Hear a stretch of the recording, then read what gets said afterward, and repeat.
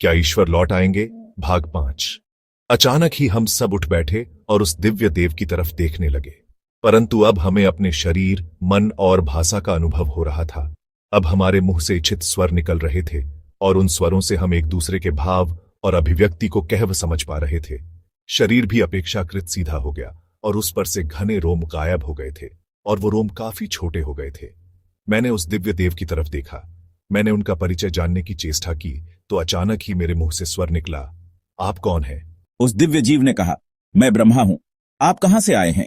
यह पूछते ही उन्होंने ऊपर आकाश की तरफ उंगली उठाई, जहां उस यांत्रिक पछराज की पारदर्शी छत के उस पार सूर्य चमकता दिख रहा था। मैंने जिज्ञासावश पूछा, आप कौन हैं और आपने हमारे साथ क्या किया है?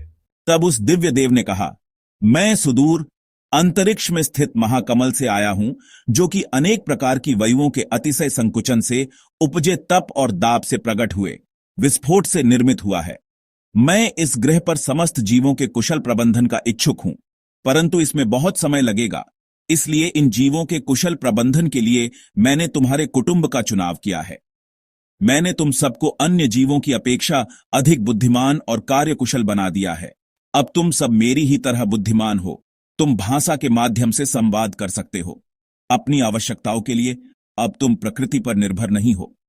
तुम अपनी बुद्धि से प्रकृति को समझकर उसका अपने अनुसार उपयोग कर सकते हो। और अब तुम सब एक दूसरे को नाम से पहचानोगे। तुम्हारा नाम मनु है और तुम्हारे साथ खड्डी हुई यह स्त्री शत्रुपा है। तुम इसकी ओर देखो, तुम्हें आकर्षण की अनुभूति होगी। ऐसा इसलिए हो रहा है क्योंकि अब तुम सौंदर्य को अनुभव कर सकते हो।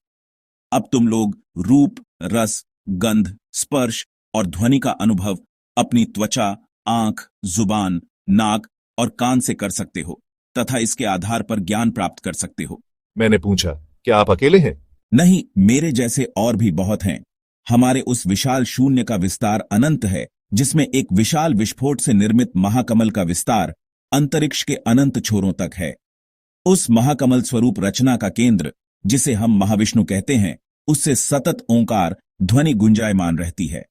उसी कमल स्वरूप संरचना के एक छोर पर स्थित एक ब्रह्मांड से मैं आया हूं, जिसे ब्रह्मलोक कहते हैं।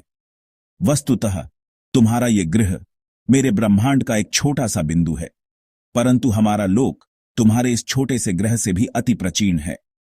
यह बहुत लंबा काल है जिसकी गणना अभी तुम नहीं समझ पाओगे। मैंने पूछा, प्रभु क्या वह कमलाकृति संरचना हमारे इस ग्रह से भी बढ़ी है? दिव्य देव के मुंह पर मुस्कुराहट आ गई और वे बोले, क्या इस द्वीप के सागर तट पर गए हो? मेरे द्वारा हां में उत्तर देने पर उन्होंने कहा, उस तट पर अनंत विस्तार में फैली रेत का एक कण उठा लो। बस उतना ही अस्तित्व है तुम्हारे इस ग्रह का। यह उत्तर मेरी समझ में नहीं आया। प्रभु, आप हमसे क्या चाहते हैं? मनु के इस प्रश्न का ब्रह्मा ने क्या उत्तर दिया?